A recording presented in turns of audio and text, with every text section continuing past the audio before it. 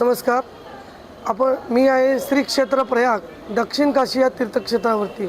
तर या ठिकाणी गिरी संप्रदाय या ठिकाणी या प्रयाग तीर्थक्षेत्र दत्त महाराजांच्या पूजेसाठी या ठिकाणी पिढी जात या ठिकाणी आहेत.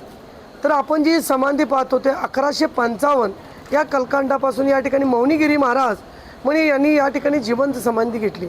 तर या ठिकाणी या तीर्थक्षेत्रावरची पूजा अर्चा हे मौनीगिरी महाराज या ठिकाणी करत होते.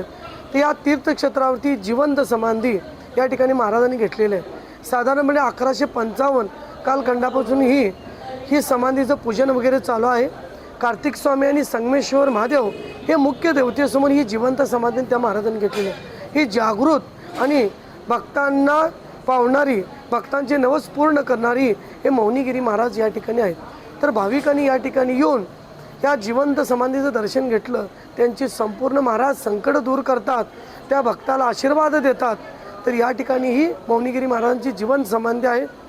तर या ठिकाणी भाविकांनी येऊन दर्शनाचा लाभ या ठिकाणी घ्यायचा.